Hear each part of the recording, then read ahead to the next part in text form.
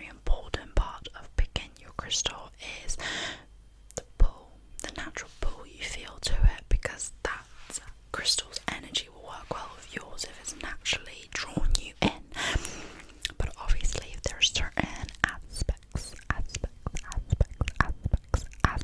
of your life that you might be trying to target, whether that's wealth, love, success, things like that, or you're trying to heal something, certain crystals will be better suited than others. So, if you follow me, I can recommend a very good book.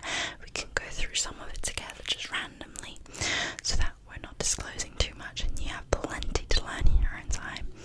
And then I can send you away with some good beginner pieces, because I feel like jewelry is the best for beginners to start off with, because you can wear it and it just works with the natural environment and your natural aura, rather than you having to specifically cleanse it and sort of make it do what you want. Yeah.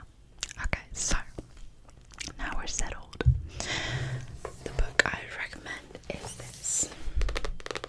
It's called In Focus. Now, In Focus has a lot of series. I believe they do one on tarot cards and like astrology, so do check those out.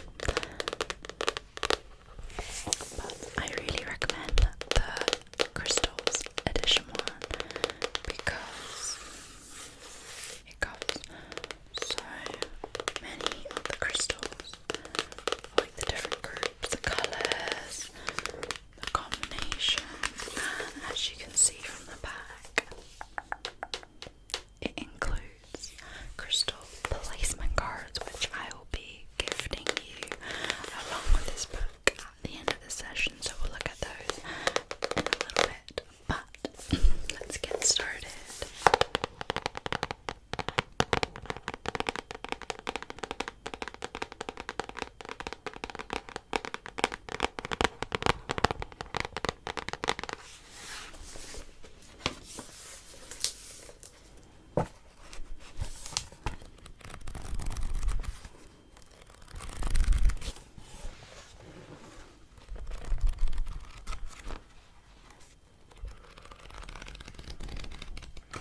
Okay, so let's flick to a random page. So this random page we flipped on sort of tells you the different forms that crystals can come in. So this page covers crystal shapes, so whether that is tumblestones, wands and points. So let's read through that a little bit. Okay, so crystals come in different forms and shapes, and it is a good idea to think about the purpose of your crystal before purchasing it.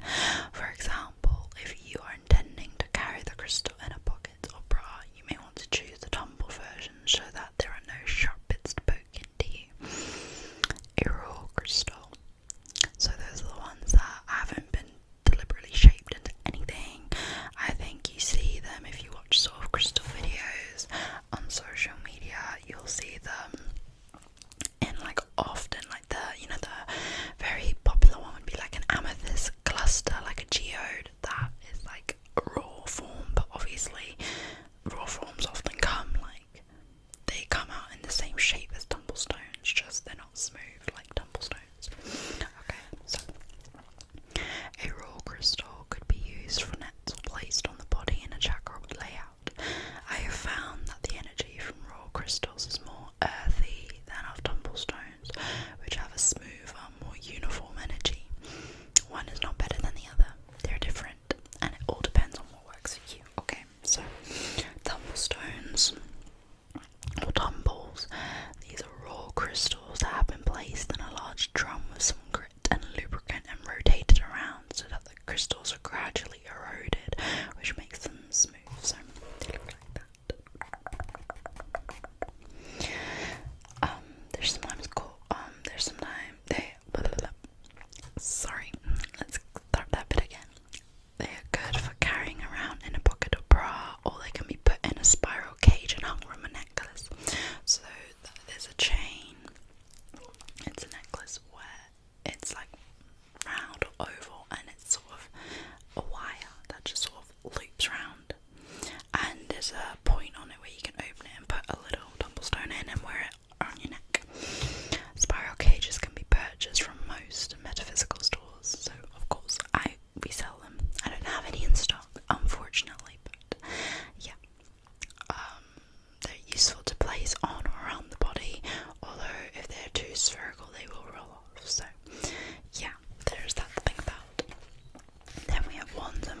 So that is so that's what they look like. These can be cut to shape. Some minerals will naturally form into a one shape like quartz. So that's like clear quartz, rose quartz, yeah. Wands and points are good for directional energy, so they can be used to bring energy into a specific point on the body or to draw energy away from an area. So say if you're feeling a lot of negative energy in your heart, you would get a point because it's a flat bottom, or you could get a wand as well, and you'd place it where your heart is so it can draw the energy away from your heart into like the surrounding environment and disperse it back into the world. Some wands will have rounded bases, so by gently rubbing an area of pain, these can help to bring relief and, like I said, draw the unwanted energy away from the body. Then I'm not gonna go into reading these, but you have crystal balls and eggs, pyramids, skulls, and animals. These are when it's specifically carved. A lot of them are more just for display and not for therapy uses, but that's okay, because say if you have a crystal you really like, you could have it in a one shape, but then say you don't want to use it, you want to keep that crystal energy clean, get it out of the carving. Okay, so let's pick another random page. So here is some of the different crystal colours you can get. So this page covers clear coloured crystals and white coloured crystals. So clear colour crystals, you have quartz, danburite, apophyllite, and clear topaz. So clear stones bring in the whole spectrum of light, so they're good for clearing and bringing clarity. So quartz is a very well known one and a good crystal to use for general healing situations, as it has a hardness of 7 on the Mohs scale. So crystals get rated on how hard they are on what's called a Mohs scale. The lower it is, the softer; the higher, the harder. Quartz is often found with other minerals, such as when it forms with black tourmaline to create tourmalinated quartz. That's it. And when this happens, the quartz will amplify the energy of like any other minerals it's with. Then white crystals are similar in energy to clear crystals, but less direct and more gentle. And the colour white represents purity and innocence. So we have howlite, white jade, snow milky quartz, and selenite. Selenite is good because energy moves quickly and shifts energy blockages very easily. So what you'll notice with selenite is you'll get a selenite wand for like cleansing, or you'll get a plate or bowl and you can put other crystals in it and it will cleanse the energy of your other crystals, because obviously when you use crystals it draws in any energy. So when you put on a selenite plate, bowl, or like pass a wand over it, it'll cleanse it and make it fresh for use again. So there's all sorts of colours. So it's all split into chapters, this book, so that it's easy to find specific topics if that's what you're after. So like this chapter is working with the chakras. Apologies. So that is sort of like each chakra has a different colour. So this one's the base chakra, which is located sort of like the tailbone area, is red. So red crystals will work well, such as red jasper, ruby, garnet, or black crystals like obsidian. But yeah, so it tells you where you can place them and what colours to target specific things. So that's pretty good.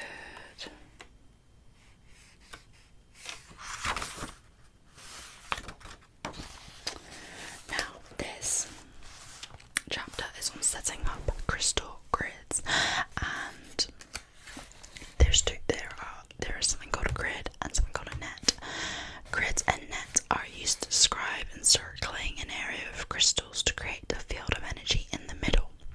A net is when crystals are placed around the body, whereas a grid is the practice of setting up crystals around a room, a house,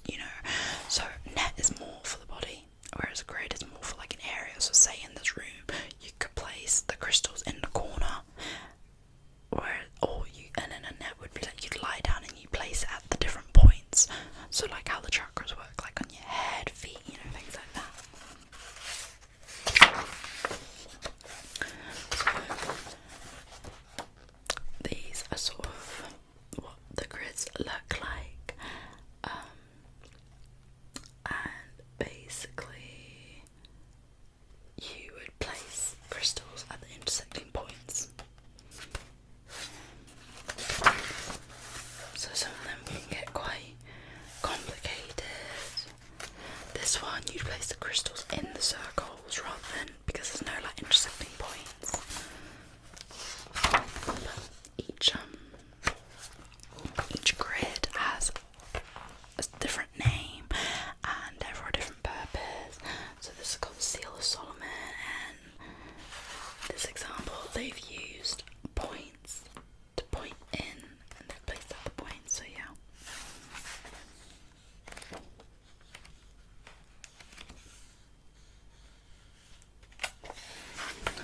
This covers the meanings of each crystals, because each crystals will have different meanings and purposes. So like I said, clear quartz is like clarity, honesty and being transparent. Rose quartz is for love. Amethyst, self-control, calming.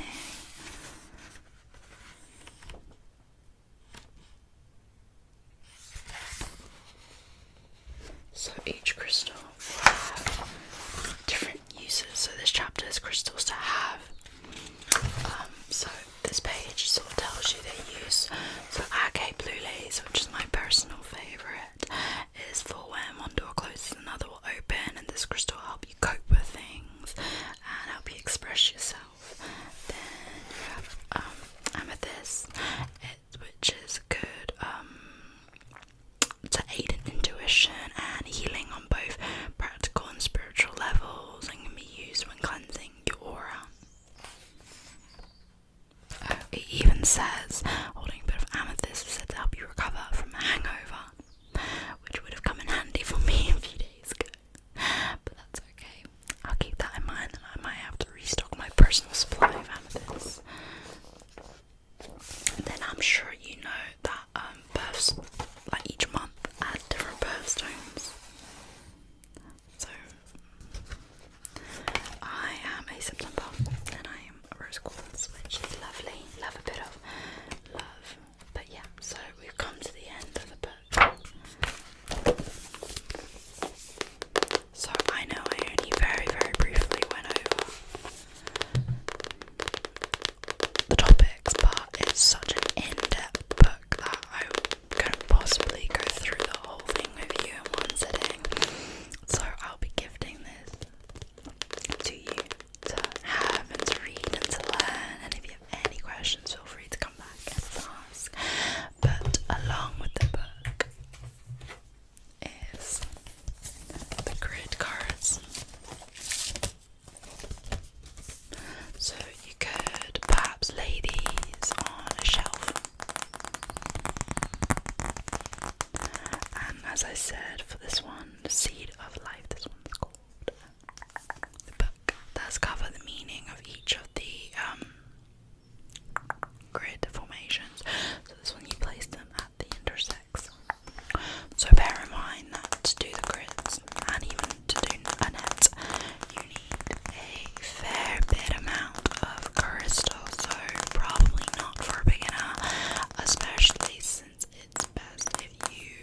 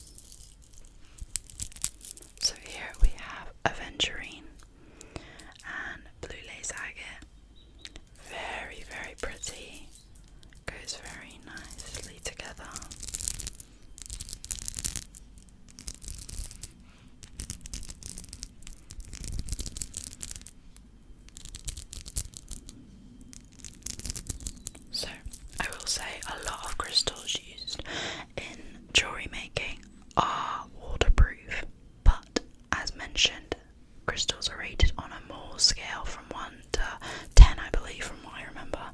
And the higher it is, the harder it is, more likely to be safe in water. Now, I cannot remember off the top of my head the hardness level of these, so I will say they can get wet washing your hands, that won't be an issue, but it'd probably be safest to just remove them when showering, swimming, you know, when you're going to be in water for a long period, as you want them to last long term.